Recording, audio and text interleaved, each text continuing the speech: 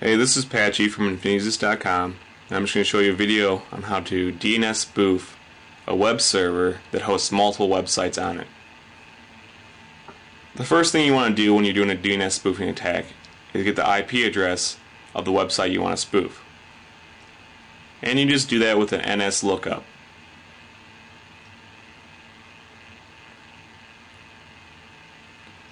Alright, once you have the IP address of the web server, all you need to do is go to Ethercap's DNS config and add an entry into it. In backcheck 3, it's located in user, local, share, Ethercap.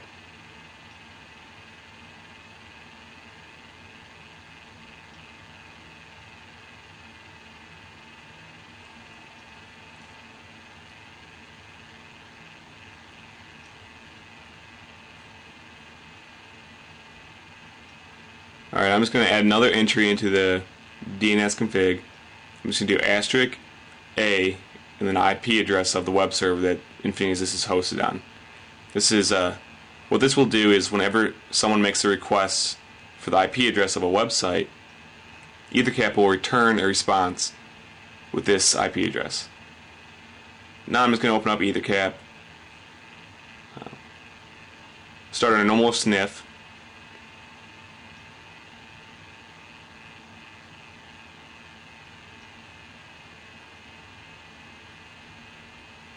And enable DNS spoofing.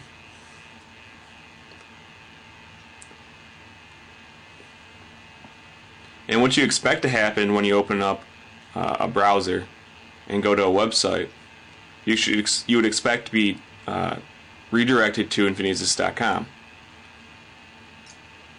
However, that is not the case. As you can see right here, it pops up with the site temporarily unavailable. And as you can see, the DNS spoof did work properly. What's going on here is the web server that hosts Infinitysys.com also hosts many other websites, and you can just do a whois lookup on the web server, and you can just see how many other websites are being hosted. Just put in the IP address, push go. Alright. And you can see there's like 21 other websites on the same web server as Infinitysys.com. So the IP address is not enough to determine which website you're trying to go to.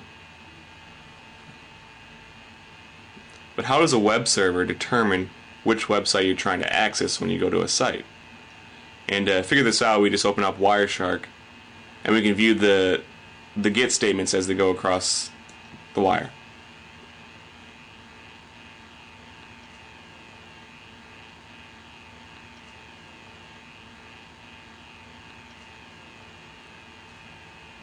I'm just going to filter out all of the traffic besides HTTP, and then I'm going to make a request for a website. And you just right-click on it and follow the stream. As you can see in the GET request, there's a host header that includes which website you're going to. This informs the web server which virtual host you're trying to access.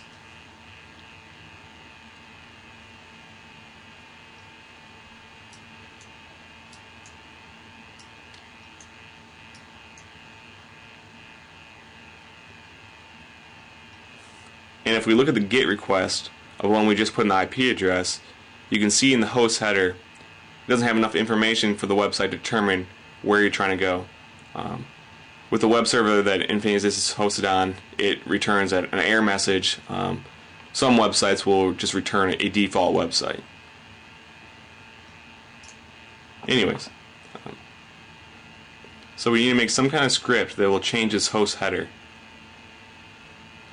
And what I did is I used a combination of a Ethercap filter and a C program to do this process. And this is what the Ethercap filter looks like. First it checks if the packet is TCP, then it checks the destination port to see if it's 80, that's what most web servers are hosted on. And then it checks if the destination IP address is the IP address of the web server that Infinitysys is being hosted on. And then it searches that packet for the host header. If it has that host header, it checks to see if the host header is already set to Infinitysys.com. If it is, there's no reason to change it, and we don't do anything here. If not, we log the packet, drop it so it doesn't get sent to the web server, and then we execute this C program I made to change that header, and then create a new packet, and then that new packet is injected.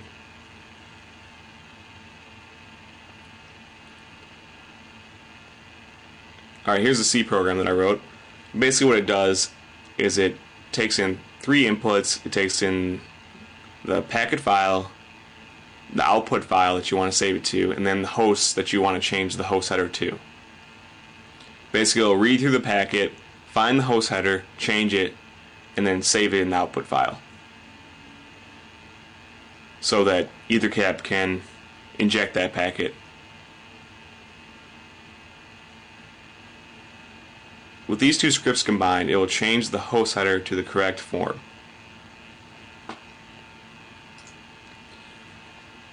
And I'm just going to use GCC to compile the C program, and EtherFilter to compile the EtherCap filter.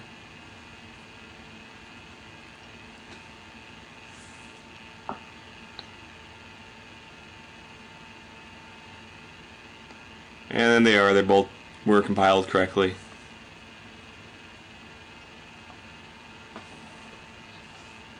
Alright, I'm just going to open up EtherCap here.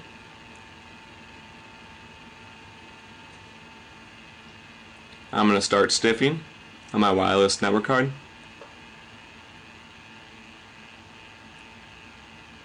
I'm going to scan for hosts.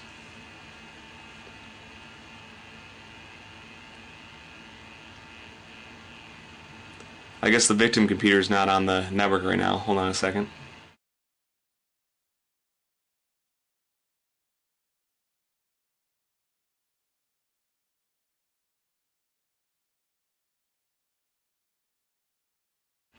Alright, there we go. Now I'm going to add the victim to target 1 and then the default gateway to target 2. That way I can do a one-way poison, because we only need to get packets that are sent from the victim to the remote host, to the web server.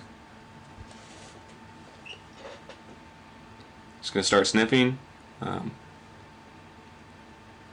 going to start the DNS spoof.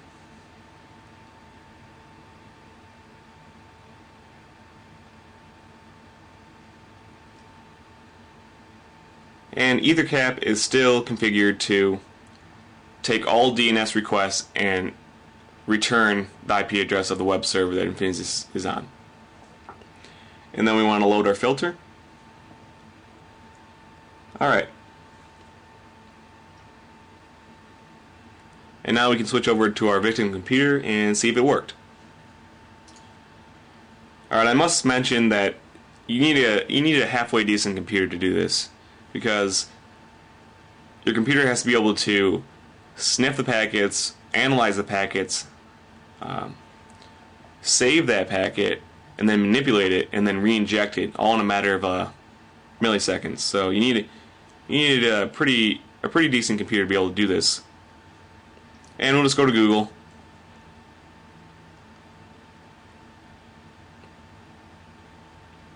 And there you go, it worked. It sent us to infinitus.com, and that's exactly what we wanted to do. And this should work for all websites. We'll just try Millworm here.